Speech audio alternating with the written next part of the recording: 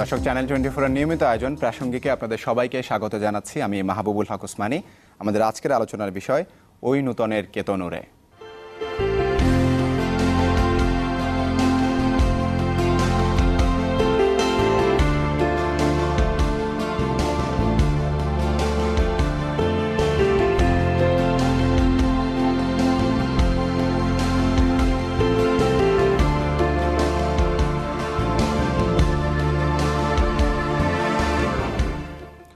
লাখো রক্তের দামে কেনা আমাদের স্বাধীনতা, আর এই স্বাধীনতার ভিত নির্মাণে অগ্রণী ভূমিকা রেখেছিলেন সাহসী, সংগ্রামী, উদ্যমী তরুণ যুবারা।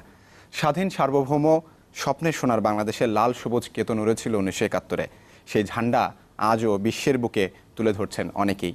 তাদেরই একজন ডক্টর জহিরুল আলম সিদ্দিকী, যিনি প্রাথমিক অবস্থায় ক্যান্সার শনাক্তকরণের ডিভাইস আবিষ্কার করে সারা বিশ্বকে তাক লাগিয়ে দিয়েছেন। এই ডিভাইস দিয়ে 95% মানুষেরই প্রাথমিকভাবে ক্যান্সার শনাক্ত করা সম্ভব। দর্শক, আমরা খুবই আনন্দিত এবং গর্বিত যে এই প্রতিভাবান মানুষটি আজকে আমাদের সঙ্গে যোগ দিচ্ছেন এই অনুষ্ঠানে। ডক্টর জহিরুল আলম সিদ্দিকী, আপনাকে চ্যানেল 24-এর আজকের এই অনুষ্ঠানে স্বাগত জানাচ্ছি। আপনাকে ধন্যবাদ। শুরুতে আপনাকে অভিনন্দন জানাই চ্যানেল 24-এর পরিবারের পক্ষ থেকে এবং সারা বাংলাদেশের মানুষের পক্ষ থেকে, যে আপনি এমন একটি আবিষ্কার করেছেন যেটি দিয়ে সাধারণ মানুষ উপকৃত হবে এবং তাদের সবচেয়ে কঠিন যে সমস্যা ক্যান্সার, সেটির প্রাথমিকভাবে আসলে শনাক্ত করা সম্ভব। আপনার শুরুতে যদি আপনার কাছে জানতে চাই যে এটি আসলে আবিষ্কারের পেছনের গল্পটা আপনার কাছে জানতে চাইবো, যে কিভাবে আপনি এই প্রক্রিয়াটি শুরু করলেন এবং কিভাবে সফল হলেন। প্রক্রিয়া আসলে ধন্যবাদ। ফার্স্ট অফ অল আপনাকে ধন্যবাদ যে আমাকে এখানে নিয়ে আসার জন্য। আর দ্বিতীয়ত গল্প, আসলে আমি একজন কেমিস্ট, সো আমি কেমিস্ট্রি জানতাম। আমি কেমিস্ট্রিতে পড়াশোনা করি, আমার পিএইচডিতেও কেমিস্ট্রিতে। কিন্তু 2007 সালে আমি বিয়ে করি। সো আমার শ্বশুরবাড়ির দিকের একটা ঘটনা আমাকে খুব বেশি ইনফ্লুয়েন্স করে আর কি। সো আমার sister in law, she was died in breast cancer. And আমি দেখলাম যে একটা খুব পরিচ্ছন্ন একটা ফ্যামিলি, খুব খুব সাজানো গুছানো একটা ফ্যামিলি। ওনাদের একটা ছোট সন্তান আছে, একটা ছেলে, তো অনেক ছোট শিশু। তো ওনার যখন ব্রেস্ট ক্যান্সার হয়, স্বভাবতই আমরা যেটা করি বাংলাদেশের মধ্যবিত্ত ফ্যামিলিতে, যার যেটা আছে, টাকা পয়সা যে যেখানে জমানো ছিল সব দিয়ে ওনাকে বাঁচানোর চেষ্টা করা হয়, কিন্তু আলটিমেটলি ওনাকে বাঁচানো সম্ভব হয়নি। সো ওই সময় কিছু স্যাম্পল বাংলাদেশ থেকে আমার আত্মীয় যারা আছেন, ওনারা অস্ট্রেলিয়াতে আমার কাছে পাঠান। তখন ওই স্যাম্পলগুলো নিয়ে আমি ব্রিসবেনের কয়েকজন অনকোলজিস্টের সাথে আলাপ করি। তখন বিভিন্ন জিনিস জানতে পারি আর কি, ক্যান্সার সম্বন্ধে, ক্যান্সার কিভাবে হয়, আসলে এটা আর্লি স্টেজ ডিটেক্ট করলে কি হবে, লেট স্টেজ ডিটেক্ট করলে কি হবে, এই ধারণাগুলো তখন থেকে আসে। তবে প্রাতিষ্ঠানিক বইয়ের ল্যাঙ্গুয়েজগুলো আমি আগে থেকেই জানতাম একটু, কিন্তু ওই সময় থেকে ইন ডেপথ মলিকুলার অ্যানালাইসিসটা একটু জানা হয় আর কি। এবং এক পাশে একটা ফ্যামিলি একদম আমার চোখের সামনে মারা যাচ্ছে, মানে ড্যামেজ রাস্তায় নেমে যাচ্ছে একদম অর্থনৈতিকভাবে। তো এই জিনিসটা আমাকে খুব বেশি নাড়া দেয়। তখন আমি একটা ডিসিশন নেই যে হয়তো একটা কিছু করা সম্ভব, এবং I should actually at least try to do something. এটা একটা বড় মোটিভেশন বলতে পারেন। পাশাপাশি আর একটা মোটিভেশন সবসময় ছিল যে বাংলাদেশের, আমি একটা খুব অজপাড়া গায়ে থেকে আসলাম, সেইখানে দেখছি যে মানুষ অনেক মানুষ জানেই না কেন সে মারা গেল, এই ঘটনাগুলো ঘটে। তখন থেকে এইসব মানুষদের জন্য যদি আপনার রোগ থেকে ওদেরকে মুক্তি দিতে চান, তাহলে সবসময় আপনার যে জিনিসটা দরকার, একটা ল কস্ট, অর্থাৎ cheap, inexpensive some technology or device, so অথবা একটা মেথড, অথবা একটা ওষুধ, এরকম। তো আমার এইগুলোর প্রতি অনেক আগে থেকেই একটা ইন্টারাকশন ছিল, মানে ইন্টারেস্ট ছিল। আমার সবসময় ধারণা ছিল যে এরকম একটা কিছু নিয়ে কাজ করবো ভবিষ্যতে যদি সুযোগ পাই। তো এই মিশ্র ধারণাগুলো থেকেই আসলে ক্যান্সার রিসার্চের প্রতি আমার ইন্টারেস্ট। এই আবিষ্কারটা সম্পর্কে যদি আমাদেরকে বলেন, যেটি আসলে কি কাজে দিবে এবং কিভাবে মানুষ এটা থেকে উপকৃত হবে। সো এখানে একটু লম্বা করে বলতে হবে, তারপর আমি বলি। আসলে এটা আবিষ্কার করতে না বলে আমরা যদি বলি একটা ডেভেলপমেন্ট, তাহলে ভালো হবে। ইটস আ লট অফ, আমরা এখানে পৃথিবীতে অনেক বড় বড় গ্রুপস আছে, বিভিন্ন জায়গায়, হার্ভার্ডে, এমআইটিতে ওরা অনেক কাজ করতেছে এই সমস্ত এই টেকনোলজিগুলো নিয়ে। টেকনোলজি আমাদের টার্গেটটা ছিল যে আমরা আর্লি স্টেজে ক্যান্সার ডিটেক্ট করব, অথবা অ্যাডভান্স স্টেজে ক্যান্সার ডিটেক্ট করব, অথবা লেট স্টেজ। মিনস ক্যান্সার ডিটেকশনটা হবে আমাদের টার্গেট, এবং সেই লক্ষ্য নিয়ে আমরা যে কাজটা করি সেটা হচ্ছে এটা আমরা ব্লাডে ডিটেক্ট করব। এবং ব্লাডে ডিটেক্ট করে যদি আমরা জানতে পারি যে ব্লাডের মধ্যে ক্যান্সার স্পেসিফিক কিছু সেল আছে, তাহলে ওই ব্লাড নিয়ে আমরা ওই ক্যান্সার সেলগুলো যদি আমরা ধরতে পারি, তো এগুলো ক্যাপচার করে এই ক্যাপচার সেলগুলোকে এখান থেকে সরিয়ে নিয়ে আমরা ফার্দার মলিকুলার যদি অ্যানালাইসিস করি, সেই ফার্দার মলিকুলার অ্যানালাইসিস থেকে আমরা ডাক্তার বা অনকোলজিস্টদের ড্রাগ ডিজাইন অথবা থেরাপি ডিজাইনের ক্ষেত্রে বা থেরাপি কোনটা দেওয়া হবে সেক্ষেত্রে হেল্প করতে পারবো। এটা ছিল প্রিলিমিনারি আইডিয়া। সো এখন স্পেসিফিক্যালি ডেভেলপমেন্ট অথবা যে কাজটা আমি এখানে বলা হচ্ছে, সেটা আপনি যেটা বললেন সেটা কি, সেটা হচ্ছে এটার আসলে ফান্ডামেন্টালটা হচ্ছে খুব চমৎকার। এটার আন্ডারনিতে আছে একটা ফিজিক্যাল কিছু ফেনোমেনা এবং কেমিক্যাল কিছু ফেনোমেনা। কিন্তু আমি যেহেতু ফিজিক্স এবং কেমিস্ট্রির মানুষ, সো আমাকে ওই ফিজিক্স এবং কেমিস্ট্রির ব্যাকগ্রাউন্ডটা এখানে বায়োলজিতে নিয়ে আসা হয়। তো আমরা একটা টেকনোলজি ডেভেলপ করি, সেই টেকনোলজিটার নাম দিই আমরা ন্যানো শেয়ারিং। তো আমরা যেটা করি কি, একটা ছোটো একটা ডিভাইস, সেই ডিভাইসের মধ্য দিয়ে আমরা ওই ন্যানো শেয়ারিং টেকনোলজির মাধ্যমে ব্লাড অথবা বডি ফ্লুইড আমরা পাস করি। তখন ওই ডিভাইসটা স্পেসিফিক্যালি কিছু অ্যান্টিবডি দিয়ে বা কিছু অ্যাপোটোপ দিয়ে, মানে যেগুলো দিয়ে আপনি বায়োমার্কার ডিটেক্ট করবেন, সেই রকম কিছু ডিএনএ অর প্রোটিন এসব দিয়ে এটা মডিফাইড থাকে। সো আপনার এই মডিফাইড ডিভাইস যেটা, সেটার ভিতর দিয়ে যখন আপনার স্যাম্পল রান করলেন বা ব্লাড রান করতেছেন, তখন কিন্তু ওই ব্লাডের মধ্যে যদি ক্যান্সার সেল থাকে স্পেসিফিক্যালি, তারা ওইটা দ্বারা মানে আকৃষ্ট হবে, তাদেরকে এখানে ধরা সম্ভব। আর বাকি আনওয়ান্টেড যেগুলো, এগুলো উপর দিয়ে চলে যাবে। তো ওইটাই ছিল মেইন আর কি। এখন স্পেসিফিক্যালি এটা a lot of science underneath there, but সোজাভাবে বলতে গেলে আমরা প্রিফারেন্সিয়ালি সিলেক্ট করতে পারবো কিছু স্পেসিফিক সেলকে in presence of the lot of other biological molecular species present in the blood. So এই জন্য এই ন্যানো শেয়ারিং টেকনোলজিটা একটু না, যথেষ্ট অ্যাডভান্স বলবো। কারণ আমরা জানি যে ব্লাডের মধ্যে শুধু আপনার ক্যান্সার স্পেসিফিক সেল না, এটার মধ্যে unwanted millions of other cells আছে। সো আমরা কিন্তু শুধুমাত্র ওই স্পেসিফিক সেলটা চাই, আনওয়ান্টেডগুলো চাই না। তাহলে আমরা এই জন্য এই ন্যানো শেয়ারিং টেকনোলজি করে কি স্পেসিফিক্যালি আপনার ওই স্পেসিফিক সেলটাকে এখানে আনতে হেল্প করে, আর নন স্পেসিফিকটা উপর দিয়ে চলে যায়, বা আমরা বলি যে push away or remove away from the device. And once we capture this cell, আমরা তখন ওই সেলটাকে ওই ডিভাইস থেকে আমরা এখান থেকে কেমিক্যাল প্রসেসে আমরা এখান থেকে রিমুভ করে আর একটা ডিভাইসে নিয়ে যেতে পারি। সেখানে গিয়ে আমরা ফার্দার মলিকুলার অ্যানালাইসিস করতে পারি, এবং যেই মলিকুলার অ্যানালাইসিসের মাধ্যমে আমরা এই স্পেসিফিক ক্যান্সার সম্বন্ধেও কিছু ইনফরমেশন জানতে পারি। সো এই জন্য এই আবিষ্কারটা বলবো, আবিষ্কার না বলে এই ডেভেলপমেন্টটা অনেক ইম্পর্টেন্ট, কারণ স্পেসিফিক্যালি আমরা ক্যান্সার সেল ডিটেক্ট করি। সেকেন্ডলি, আপনি ইমাজিন করেন যখন একজন রুগী ব্লাড ক্যান্সার বা যে কোনো ক্যান্সার টাইপে আক্রান্ত, আপনি 1 ml ব্লাডের মধ্যে এই স্পেসিফিক সেলগুলোর পরিমাণ জানতে চাচ্ছেন, তাহলে কি হবে? আর্লি স্টেজে যদি হয় তাহলে এদের অ্যামাউন্ট হবে খুবই রেয়ার। এরা আপনি হবে কি দেখবেন যে একটা বা দুটা সেল প্রেজেন্ট আছে হয়তো 1 ml ব্লাডের মধ্যে, 7.5 ml ব্লাডের মধ্যে হয়তো 10টা বা 20টা সেল আছে, এবং ওই সেলগুলো থাকে trillions millions of other biological molecule and সেলের মধ্যে। So it's look like one terrorist in entire Dhaka city.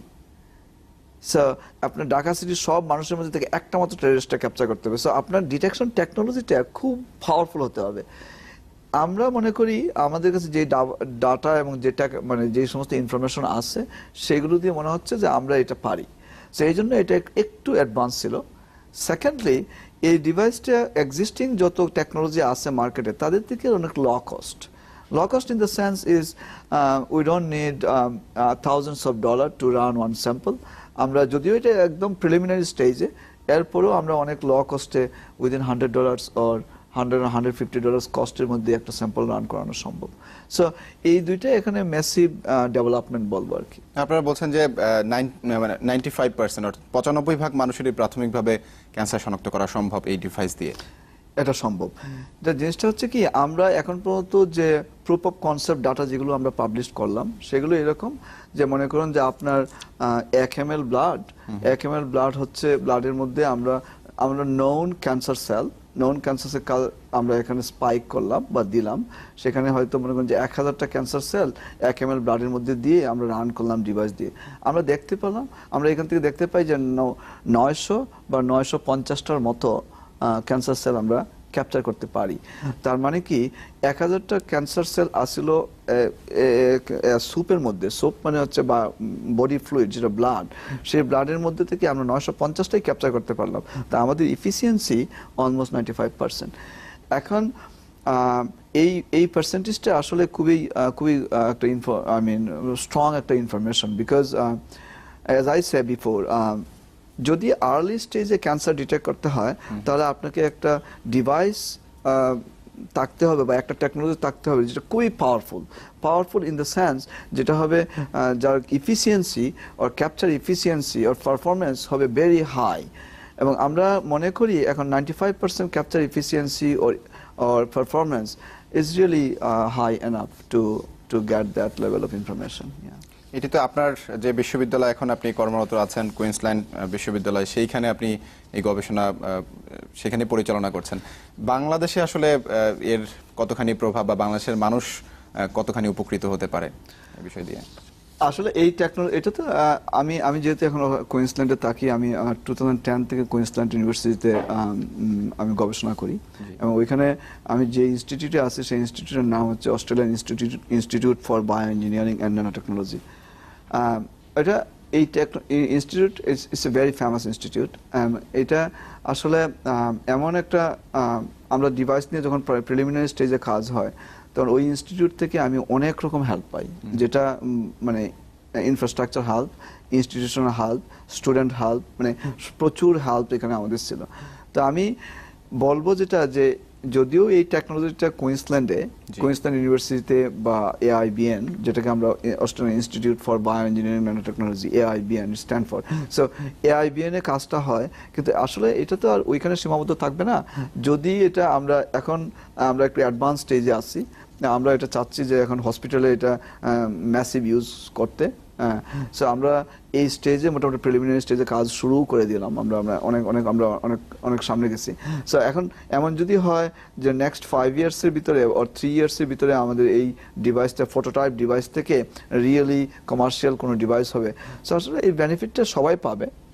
এখন in terms of the Bangladesh সেটা একটু ডিফারেন্ট ইন দ্য সেন্স যেহেতু এটা প্যাটেন্টেড টেকনোলজি এবং it's patent right owned by university and Australia and some other, I don't know exactly how this system goes there, but my point will be যেহেতু আমি এই টেকনোলজির সাথে ইনভলভড এবং আমি যেহেতু one of the core person in this project, so যেটা হবে কি যদি বাংলাদেশে রিয়েলি এরকম একটা টেকনোলজি আমরা ভবিষ্যতে অ্যাপ্লাই করতে চাই বা আমরা হয়তো প্যারালাল অ্যানাদার টেকনোলজি আমরা ডেভেলপ করতে পারবো যেটা হয়তো exactly similar efficiency, similar everything, because we are Bangladeshi, আমরা বাংলাদেশকে পছন্দ করি এবং আমাদেরকে যদি সুযোগ দেওয়া হয় বাংলাদেশে সে এর থেকে ভালো কাজও করতে পারবো।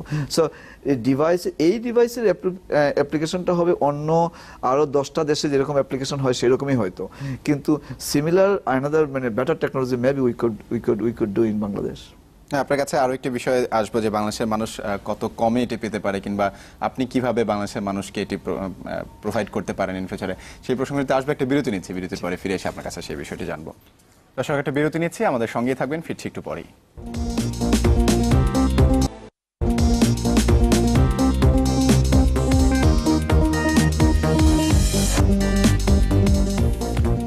বিরতির পরে আবারও স্বাগত প্রাসঙ্গিকে। আমরা আজকে এমন একজন মানুষকে নিয়ে কথা বলছি, এমন একজন প্রতিভাবান মানুষকে নিয়ে কথা বলছি যিনি প্রাথমিক অবস্থায় ক্যান্সার শনাক্তকরণের ডিভাইস আবিষ্কার করেছেন এবং যা থেকে প্রায় 95% মানুষেরই প্রাথমিকভাবে এই ক্যান্সার শনাক্ত করা সম্ভব।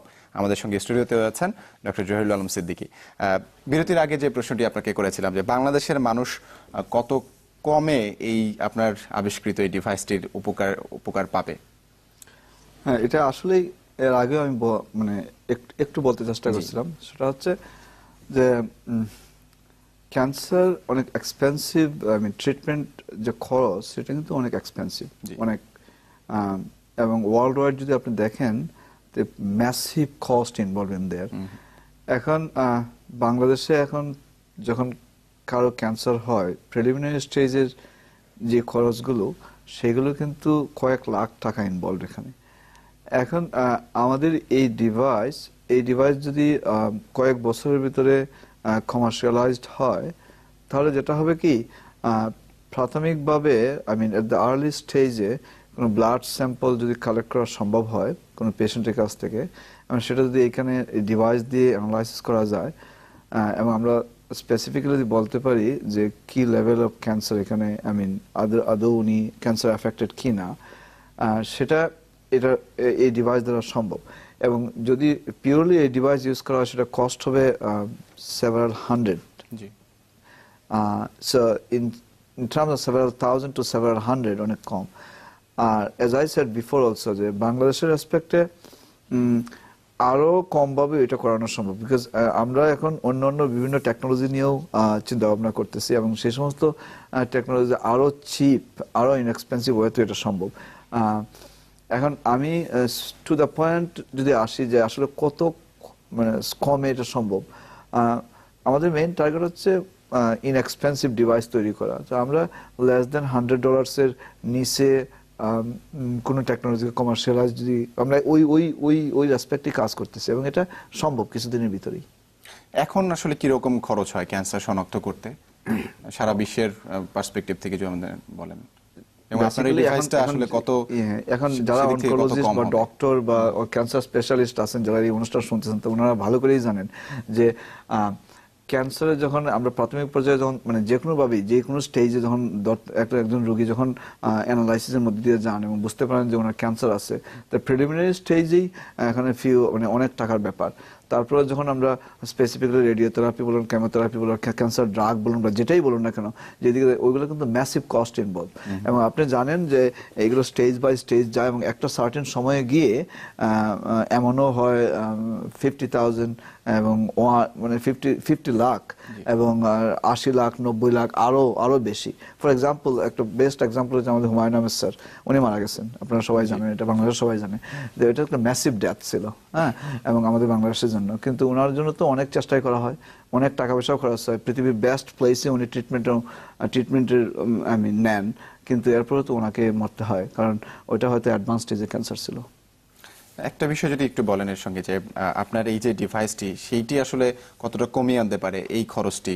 ম্যাসিভ কস্ট, এটা আমার ধারণা, এটা যদি কমার্শিয়ালাইজ হয়, এটা মোর দেন 50 times less expensive than any existing technology. এই আবিষ্কার তো ইতিমধ্যে পেটেন্ট হয়ে গেছে। আমরা পেটেন্ট করি, ইউনিভার্সিটি অফ কুইন্সল্যান্ড এটা পেটেন্ট ওন করে। আমি এবং আমার এক স্টুডেন্ট এবং আমার একজন সিনিয়র কলিগ, আমি এবং আমার সিনিয়র কলিগ, আমরা দুইজনেই জয়েন্টলি এই ডিভাইসের ফান্ডামেন্টাল যেটা, সেটা আসলে ডিজাইন করি। একদিন এটা ফ্রাইডে আফটারনুন ছিল, ফ্রাইডে আফটারনুনে বসে বসে আমরা এই একটা ডিসকাশন থেকে শুরু হয় কিভাবে এটা করা সম্ভব। এটা 2010 or 11, I forgot the exact date, ওই সময়ের একটা ঘটনা আর কি। তখন আমি এবং ওনার নাম প্রফেসর মেট্রাও, আমরা দুইজন এটা বসে বসে ডিজাইন করেই এই অবস্থা। তো পরবর্তীতে যখন প্রজেক্ট কাজ শুরু হয়, মেইনলি আমি লিড দেই প্রজেক্ট, এবং আমরা জয়েন্টলি অনেক কিছুই করি। এই nano sharing is just one of them, but আমাদের এক্সিস্টিং আরো অনেক কিছুই আছে। তবে কোর যে এই টেকনোলজি সেটা না, আরো কয়েকটা টেকনোলজি আমাদের কোর টেকনোলজি আছে, যেগুলো দিয়ে আরো ইনএক্সপেন্সিভ ওয়েতে কোনো ক্যান্সার ডিটেকশন সম্ভব। আপনারা কবে থেকে এটি শুরু করলেন, এবং এই পুরো প্রক্রিয়াটি কাজ আসলে কতদিন লাগলো করতে? এর মধ্যে কোনো সমস্যা বা কোনো প্রবলেমস ফেস করেছেন? অনেক সমস্যা ছিল। ইনিশিয়ালি আমরা যখন শুরু করি সেটা হচ্ছে 2010 এর দিকে, একদম beginning of the 2010। But then এখানে জানেন একটা device involve. Device means it's a very sophisticated one small piece of the instrument. Then ওইটা gold means যে gold আমরা ইয়ে করি, সেই gold based device. So gold sputtering প্রক্রিয়ার মধ্যে আমরা ডিভাইস তৈরি করি, এখানে ডিজাইনের ব্যাপার আছে, সেই ডিজাইন এবং কোন ডিজাইনটা আমাদের অ্যাপ্রোপ্রিয়েট হবে, কোন জিওমেট্রি অ্যাপ্রোপ্রিয়েট হবে, সো আমাদের অনেক অপটিমাইজেশন প্রক্রিয়ার মধ্যে দিয়ে যেতে হয় ফার্স্ট। সেকেন্ডলি যখন ডিভাইসটা আমরা রান করা শুরু করি এবং we are dealing with the human blood, so blood have very complicated one matrix, so there is a lot of biological process involve there. অনেক সমস্যা ছিল, ওই সমস্যাগুলো আমরা একে একে সমাধান করি একটার পর একটা, এবং এই প্রবলেমগুলো সব টেকনিক্যাল প্রবলেম রিসার্চ করতে যেটা হয় আর কি। সো আমরা ওইটা অপটিমাইজ এবং সবকিছু করতে মোর দেন 3 বছর সময় লাগে। আমরা প্রথম এই পেপারটা সাবমিট করি নেচারে 2013 এর শুরুতে। আনফরচুনেটলি নেচার এটা অ্যাকসেপ্ট করেনি, কিন্তু নেচারের একটা সিস্টার জার্নাল এটা পাবলিশ করে। আমরা এখন এই টেকনোলজি থেকে অনেকগুলো মোর দেন 10 পাবলিকেশন ইন্টারন্যাশনালি রিকগনাইজড জার্নালে পাবলিশড হয়। সো বলবো এই যে 10টা পাবলিকেশন, যে 10টা পাবলিকেশনই ছিল কিন্তু টু বি অনেস্ট 10টা বা 9টা আমি ভুলে গেছি, যে এই 10টা বা 9টা পাবলিকেশন ছিল কিন্তু এই টেকনোলজির বিভিন্ন প্রবলেম এবং এগুলো কিভাবে আমরা সমাধান করি সেটার একটা ক্রোনোলজিক্যাল ডেসক্রিপশন। সো প্রবলেম তো ছিলই, অনেক প্রবলেম ছিল এখানে। রয়্যালটির বিষয় কি থাকবে আপনার এখান থেকে, বিশেষ করে আপনার কিংবা বাংলাদেশের দিক থেকে কোনো রয়্যালটি থাকবে কিনা আমাদের দেশের? আমি অস্ট্রেলিয়ান সিটিজেন, তো এখন জানি না, আমার নিজের তো রয়্যালিটি অবশ্যই আছে, কারণ এটা আমাদের রয়্যালিটিটা এটা কিভাবে দেখে, ওই যদি এটা কমার্শিয়ালাইজ হয়, এখনো যদি স্টেজ বলবো, তাহলে যেটা হয় কি, যেটা হবে সেটা হচ্ছে ইউনিভার্সিটি, আমাদের ইউনিভার্সিটি একটা ফাইন্যান্স বা কমার্শিয়ালাইজেশন আর কমার্শিয়ালাইজিং ইউনিট আছে, ওইটার নাম হচ্ছে ইউনিকুয়েস্ট। সো ওরা ওই সমগ্র জিনিসটা দেখে। সো ওরা করবে কি, মানে পুরো 100%কে 3 ভাগে ভাগ করে নেয়। এক ভাগ ইউনিভার্সিটি, এক ভাগ own by the inventor involved in this process, and another আরেক ভাগ নেয় ইউনিভার্সিটি, ইউনিকুয়েস্ট। সো এখন এইভাবে যখন 33% হয়, তো আমরা ইনভেন্টর আছি এখানে, আমি, Ramanathan, my student, and Professor Metrao, and some other 1 or 2 person also involved. But this Professor Metrao, myself, and Ramanathan are the key 3% involved in there. So এখন আমরা যেটা করব, আমাদের একটা পার্সেন্টেজ ডিস্ট্রিবিউশন আছে এখানে already, lead by the professor Metrao and we all. So এখানে যেটা বলবো আর কি, যদি এটা কমার্শিয়ালাইজড হয়, তো ম্যাসিভ মানি ইনভলভ থাকবে, এবং ওইটা আমরা যেইভাবে এখানে পেটেন্টের ল অনুসারে যা হয় তাই হবে। তো বাংলাদেশ এখান থেকে আমি কোনো হেল্প পাবে কিনা আমি শিওর না, তবে আমি আগে যেটা বলছি যে হয়তো similar kind of technology we could make in Bangladesh if we have the opportunity. জি, আমি একটু যদি আপনার পড়াশোনার দিক থেকে আসি, যে আপনি শাহজালাল বিজ্ঞান ও প্রযুক্তি বিশ্ববিদ্যালয় সিলেটে সেখানে পড়াশোনা করেছেন রসায়ন শাস্ত্রে, তারপরে এই জায়গাটাতে কিভাবে আসলেন? একেবারেই ক্যান্সারের এই প্রসঙ্গটি আপনি গল্প করেছিলেন, কিন্তু সেখানে গিয়ে যখন আপনি কাজ করতে গেলেন, তখন সেটি আপনার এই পড়াশোনা যে আগে করে আসছেন সেটি কিভাবে সহায়তা করলো? ইন্টারেস্টিং ব্যাপারটা হচ্ছে, এটা খুব নাইস একটা কোয়েশ্চেন। আমার আসলে এটা একটা মাল্টি ডাইমেনশনাল, আমার রিসার্চ ক্যারিয়ার বেশি দিন না, অ্যারাউন্ড 10 ইয়ার্স, বাট 10 ইয়ার্সের মধ্যে আমি অলরেডি কয়েকবার মুভ করলাম এদিক সেদিক বিভিন্ন সাবজেক্টে। সো একটা ছোট্ট করে একটা ঘটনা বলি, সেটা হচ্ছে আমি যখন মাস্টার্স করি, তখন আমার মাস্টার্স ছিল ফিজিক্যাল কেমিস্ট্রিতে।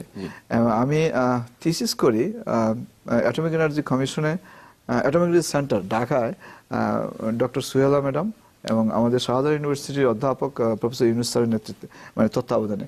তো আমার থিসিসের টপিকটা ছিল অ্যানালাইটিক্যাল কেমিস্ট্রি, বাট আমার মাস্টার্স কিন্তু ফিজিক্যাল কেমিস্ট্রিতে। সো ওই জায়গা থেকে কিন্তু মাল্টি ডাইমেনশনাল থিঙ্কিংটা স্টার্ট হয়। It's just started around 15 years before. But then আমি যখন পিএইচডি করি, আমার পিএইচডিটা মেইনলি ছিল অ্যানালাইটিক্যাল কেমিস্ট্রি, বা based on device fabrication, characterization, all this stuffs. But আমি প্রথমেই বললাম যে কিভাবে এই একটা নতুন কিছু করার ধারণাটা আসে ইউজিং ফিজিক্স অ্যান্ড কেমিস্ট্রি।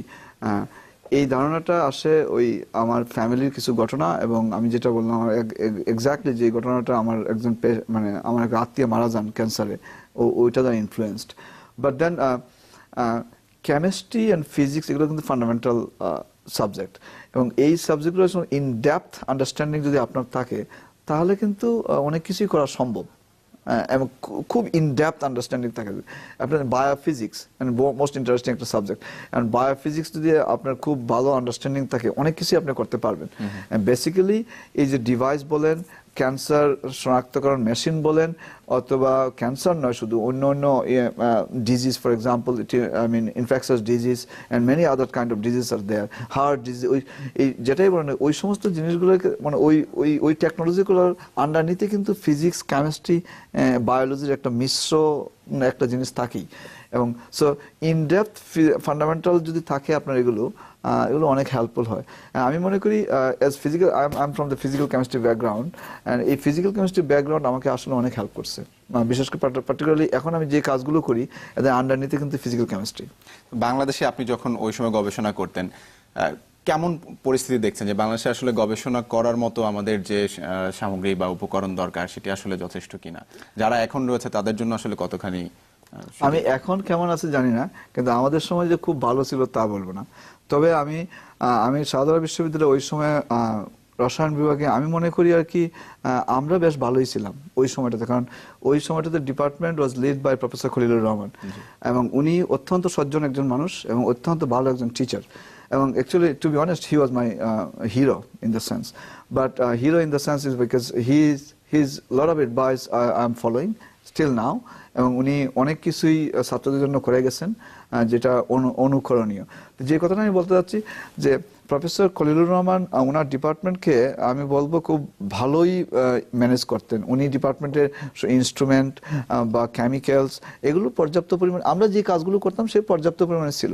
কিন্তু কারণ আমি এখনকার স্টুডেন্ট না, আমি এখন জানিও না, কিন্তু কিছুদিন আগে আমি শাহজালাল বিশ্ববিদ্যালয়ের কেমিস্ট্রি ডিপার্টমেন্টের একটা ল্যাব ভিজিট করি, যেটা আমার supervisor professor Yunus is leading that lab. So এই ল্যাব দেখে আমি মোটামুটি কারণ এই ল্যাবটা যে মানে অনেক হাই স্ট্যান্ডার্ড একটা ল্যাব, যদিও আমি ম্যাটেরিয়াল কেমিস্ট্রির মানুষ না, কিন্তু ম্যাটেরিয়াল কেমিস্ট্রি অনেক ইকুইপমেন্ট উনি ম্যানেজ করলেন। ওনার যেই ফ্যাসিলিটিগুলো আছে ওই ফ্যাসিলিটিগুলো অনেক কিছুই করা সম্ভব এখন শাহজালাল বিশ্ববিদ্যালয়ে, এবং বাংলাদেশে আমি বিশ্বাস করি অন্যান্য বিশ্ববিদ্যালয়ে হয়তো এই ফ্যাসিলিটিগুলো আছে। সো ওভারঅল যেটা বলবো, সামগ্রিকভাবে হয়তো কিছু বিশ্ববিদ্যালয়ে ফ্যাসিলিটি আছে কিছু কিছু, কিন্তু ওভারঅল আমি জানি না, কারণ বাংলাদেশ তো শাহজালাল বিশ্ববিদ্যালয় আর ঢাকা বিশ্ববিদ্যালয় বা এগুলোই তো বিশ্ববিদ্যালয়, জাতীয় বিশ্ববিদ্যালয়ের কথাও চিন্তা করতে হবে, ওভারঅল সব স্টুডেন্টদের কথা চিন্তা করতে হবে। সো আমি বলবো যে ফ্যাসিলিটি খুব ভালো নেই ওভারঅল স্পেকট্রামের দিকে। আর আমরা যেই কোয়ালিটি অ্যাডভান্স রিসার্চ আমরা এখন চিন্তা করতেছি বা করতেছি, সেগুলো কিন্তু এই ফ্যাসিলিটি দিয়ে করা সম্ভব না, অলমোস্ট ইম্পসিবল। ডক্টর সিদ্দিকী, আপনি নিজেও আসলে অনেকেরই এখন অনুকরণীয় এবং আপনার তত্ত্বাবধানে অনেকে পিএইচডি ডিগ্রি সম্পন্ন করেন। একটা প্রসঙ্গে আপনার কাছে আসবো, একটা বিরতি নিচ্ছি, বিরতির পরে ফিরে এসে যে বাংলাদেশের শিক্ষার্থীদের মধ্যে যে বিজ্ঞান শিক্ষার আগ্রহ সেটি আপনি কেমন দেখছেন এবং আপনার ভবিষ্যতে কি কি পরিকল্পনা রয়েছে এছাড়াও সেই বিষয়টিতে আসবে একটা বিরতির পরে ফিরে এসে। দর্শক, আমরা আবার একটি বিরতিতে যাচ্ছি, আমাদের সঙ্গেই থাকবেন, ফিরছি একটু পরে। দর্শক, বিরতির পরে আবারও স্বাগত। আজকে আমরা কথা বলছিলাম এমন একজন প্রতিভাবান ব্যক্তি, বাংলাদেশের মানুষ তিনি, প্রাথমিক অবস্থায় ক্যান্সার শনাক্তকরণের ডিভাইস যিনি আবিষ্কার করেছেন, যা দিয়ে প্রায় 95% মানুষের প্রাথমিকভাবে ক্যান্সার শনাক্ত করা সম্ভব হবে। ডক্টর জহিরুল আলম সিদ্দিকী যিনি আমাদের সঙ্গে রয়েছেন আজকে স্টুডিওতে। ডক্টর সিদ্দিকী, যে প্রসঙ্গটি বিরতির আগে একটা প্রশ্ন আপনার কাছে রেখেছিলাম যে বাংলাদেশের তরুণদের মধ্যে বিজ্ঞান শিক্ষার আগ্রহ আপনি কেমন দেখছেন এখন? বেসিক্যালি খুব নাইস কোয়েশ্চেন। অ্যাকচুয়ালি এটা আপনি জিজ্ঞাসা না করলেও আমি বলতাম কিছুটা। জিনিসটা হচ্ছে কি, বাংলাদেশের তরুণরা এখন যারা দেশে আছে তারা আসলে ইন্টারেস্টেড, তারা কিছু একটা ভালো কিছু করতে চায়, এবং আমার মনে হয় যে কোনো ভালো কিছুর জন্যই তাদের আগ্রহটা খুব বেশি। সবসময় হয়তো ভালো কিছু দেখে না, মানে খারাপ অনেক কিছু দেখে অভ্যস্ত, যে ভালো কিছু একটা চান্স যদি তাদেরকে দেওয়া হয়, they can do lot of good stuff. As an example, আমি আমার ল্যাবে যে বাংলাদেশের স্টুডেন্ট যারা আছে এখন, তাদের ক্ষেত্রে দেখলাম কি, ওরা যখন ডিপার্টমেন্টে আমাদের ল্যাবে জয়েন করে একদম প্রথম দিকে একদম ভয়াবহ অবস্থা, মানে ভয়াবহ অবস্থা ইন দ্য সেন্স তাদের একদম টেকনিক, মানে তারা কিন্তু experimentally they are very expert, fundamentally they know a lot of stuffs, right? ফান্ডামেন্টালসটা তারা জানে, আন্ডারনিথ প্রিন্সিপালগুলো হয়তো বেসিক জিনিসগুলো জানে, কিন্তু এক্সপেরিমেন্টাল নলেজ একদম নেই। এবং ওই স্টুডেন্টরা দেখুন যখন ল্যাবে যায় তখন প্রথম দিকে একদম মানে ইনএক্সপেরিয়েন্স একজন পার্সন আপনি দেখলেন, কিন্তু কিছুদিন পরেই within 6 months they grow up and within 1 year, after 1 year আপনি দেখবেন যে তারা অনেক স্টুডেন্টকে লিড দেয়, এবং আমি খুব প্রাউড যে আমার ল্যাবে এখন যে সমস্ত বাংলাদেশি স্টুডেন্টরা, এর মধ্যে পার্টিকুলারলি একজন বাংলাদেশি স্টুডেন্ট আছে, হি ইজ ডুইং আউটস্ট্যান্ডিং। এবং আমি অন্যান্য যারা যে বাংলাদেশি স্টুডেন্টরা এখন কাজ করতেছে ওরাও আউটস্ট্যান্ডিং হবে। সো ইন এ ওয়ার্ড আমি বলবো তাদের আগ্রহ তো অবশ্যই আছে, গণিত অলিম্পিয়াড বা সায়েন্স অলিম্পিয়াড এগুলোতে আপনি দেখতে পাচ্ছেন কি পরিমাণ মানুষের আগ্রহ তো অবশ্যই আছে, কিন্তু ওদেরকে প্রপার গাইডটা দেওয়া দরকার, প্রপার প্লেসমেন্টটা দরকার। আর ইনিশিয়ালি বাংলাদেশি স্টুডেন্টদের যদি একটু গাইড করা হয়, তারপরে দে ক্যান গো। আমি আমার সুপারভাইজার প্রফেসর ম্যাট রাও, উনি একটা বলেন যে মেধাবী মানুষদেরকে নিয়ে আসো এবং open your own door, and open door for them, and they will just grow in their own way. And I think that's Bangladeshi স্টুডেন্টদের ক্ষেত্রে এটা খুব বেশি প্রযোজ্য, আর তাদেরকে সুযোগ দিলে ওরা খুব ভালোই করে। আপনার তত্ত্বাবধানে তো অনেক শিক্ষার্থীরা এখন পিএইচডি ডিগ্রি। হ্যাঁ, আমি শুধু একা না, আমরা টিম হিসাবে কাজ করি, যেহেতু আমি এবং প্রফেসর ম্যাট্রাও, আমাদের দুইজনের তত্ত্বাবধানে, জয়েন্ট তত্ত্বাবধানে এখন 8 জনের মতো স্টুডেন্ট আছে। এবং এর মধ্যে আমি বেশ কয়েকজন স্টুডেন্টের প্রিন্সিপাল অ্যাডভাইজার, এবং প্রফেসর ম্যাট্রাও আছেন কয়েকজনের প্রিন্সিপাল অ্যাডভাইজার, অ্যান্ড এরকম ভাবে আছে। তো বাংলাদেশের স্টুডেন্ট আছে এখানে 3 জন, অ্যান্ড আরো কয়েকজন যাওয়ার প্রক্রিয়ার মধ্যে আছে আর কি। গবেষণার জন্য, আপনার এই বিশেষ গবেষণার জন্য আপনি তো অনেক স্বীকৃতিও পেয়েছেন। বিশেষ করে যদি বলি যে আপনি অনুদান পেয়েছেন, পরবর্তীতে আপনার স্বীকৃতি স্বরূপ আপনি বিভিন্ন পুরস্কারও পেয়েছেন, অ্যাওয়ার্ডও পেয়েছেন, এমনকি অস্ট্রেলিয়ার প্রধানমন্ত্রীর সঙ্গে সাক্ষাৎও ছিল। হ্যাঁ, এগুলো ছিল, কিন্তু খুব ইন্টারেস্টিং। মানে জিনিসটা হচ্ছে কি, আমি আমার বয়স বেশি না, মাত্র পিএইচডি শেষ করলাম 2007, and এখন মাত্র কয়েক বছর। কিন্তু জিনিসটা হচ্ছে কি, আমি যেটা বলবো যে এগুলো স্বীকৃতি না, আমি অন্যভাবে বলবো যে জাস্ট আমি আসলে সার্ভাইভ করার জন্য যতটুকু করা দরকার ততটুকুই করতেছি, এবং এতটুকু আমি খুব ডেডিকেটেড ওয়েতেই করতেছি হয়তো। এবং এর জন্য হয়তো বিভিন্ন ফেলোশিপে অ্যাপ্লাই করি। আমি লাস্ট 5 ইয়ার্সে 4-5টা ফেলোশিপ পাই, খুব ভালো স্ট্যান্ডার্ড ফেলোশিপ, এবং এগুলো বেস্ট প্রেস্টিজিয়াসও ছিল। আর যখন পিএইচডি স্টুডেন্ট ছিলাম তখন ম্যাসিভ কিছু জিনিস হয়, যে আমি ব্রেইন কোরিয়া 21 নামে একটা পুরস্কার পাই আমার ডিপার্টমেন্ট থেকে। এবং ওই সময় আমি পুসান ন্যাশনাল ইউনিভার্সিটিতে, সাউথ কোরিয়া, ওই ইউনিভার্সিটি থেকে আমি গ্রাজুয়েট স্টুডেন্টের একটা অ্যাওয়ার্ড পাই। সেই অ্যাওয়ার্ডটাও সম্ভবত ওই সময় কোনো বিদেশিদের, ওই বিশ্ববিদ্যালয়ের কোনো বিদেশিদের মধ্যে আমি প্রথম এটা পাওয়ার সৌভাগ্য আমার হয়। এই জিনিসগুলো ছিল। তারপর অস্ট্রেলিয়ান ফেডারেল গভর্নমেন্টের খুব স্ট্যান্ডার্ড কিছু ফেলোশিপ আছে, এগুলো হাইলি কম্পিটিটিভ। ওই কম্পিটিটিভ ফেলোশিপগুলোর মধ্যে আমার 2টা ফেলোশিপ থাকে এবং অ্যাওয়ার্ড আমি পাই। আর যেহেতু ওই অ্যাওয়ার্ডগুলো উইনার ছিলাম আমি, যেটার নাম হচ্ছে ড্যাকরা, এই ড্যাকরা অ্যাওয়ার্ডের উইনার থাকার দরুন বাই ডিফল্ট অস্ট্রেলিয়ার প্রাইম মিনিস্টারের ইনভাইটেশন আমি পাই 2 বার, ওনার সাথে স্পেশাল একটা ইভেন্টে ডিনার করার জন্য আর কি। সো এই জিনিসগুলো, হ্যাঁ, এই জিনিসগুলো এনকারেজিং ছিল, এবং বেশ as a Bangladeshi I feel proud for that. এখানে এইসব জায়গায় বাংলাদেশকে, কারণ অনেকেই বলে তুমি কোথা থেকে আসছো, সবাই যেমন অস্ট্রেলিয়া, আপনারা জানেন অস্ট্রেলিয়া হচ্ছে একটা ফুলি ইমিগ্রেন্ট কান্ট্রি। সো যেখানে যায় তখন অনেকে জিজ্ঞাসা করে, you are Australian now, but then originally from then basically I am from Bangladesh, right? So এই জিনিসগুলো কাজ করে মনের ভিতরে তখন খুব ইমোশনালি আর কি। এবং বাংলাদেশের এই যে তারুণ্য নির্ভর, এবং আপনি এখনো তরুণ, আপনি নিজেই বললেন যে খুব অল্প সময়ে আপনি পিএইচডি ডিগ্রি সম্পন্ন করেছেন এবং এত বড় একটা আবিষ্কারের সঙ্গে আপনি জড়িত। যদি একটু আমাদেরকে বলেন যে আপনার ভবিষ্যতে আর কি পরিকল্পনা রয়েছে গবেষণার ক্ষেত্রে? গবেষণার ক্ষেত্রে আমি আমার একটা জীবন পুরা, বাকি যেই কয়দিন বাঁচি এখানে, যতদিন পর্যন্ত লাইফ আছে, আমার ইচ্ছা হচ্ছে পুরো দমে, এখন তো কিছুই করলাম না, সবে শুরু, কিন্তু আমার অনেক কিছু করার ইচ্ছা আছে। এর মধ্যে বেসিক্যালি যদি আমি যে কাজগুলো করব, সেই কাজগুলো যদি মানুষের কোনো উপকার হয়, এরকম কাজ যেখানেই পাবো, সেটা বায়োলজি হোক, ফিজিক্স হোক, আর কেমিস্ট্রি হোক, ডাজন্ট ম্যাটার, আমি ইনভলভ হব। এর মধ্যে প্রথম, এখন এই মুহূর্তে আমার এই ডিভাইসটাকে আরো ইনএক্সপেন্সিভ চিপ ওয়েতে হসপিটালে কিভাবে ইউজ করা যায় সেই নিয়ে কাজ করতেছি। এটা হচ্ছে প্রিলিমিনারি স্টেজে, মানে at this next 1 or 2 years আমার মেইন প্ল্যান। পরবর্তীতে আমি ইমিউনো সেল নিয়ে কিছু কাজ করার ইচ্ছা আছে, এবং যেহেতু আমি বাংলাদেশের অনেক মানুষের টিউবারকুলোসিস বা ইনফেকশাস ডিজিজে আক্রান্ত, আমি ইনফেকশাস ডিজিজ নিয়ে কিছু করার ইচ্ছা আছে।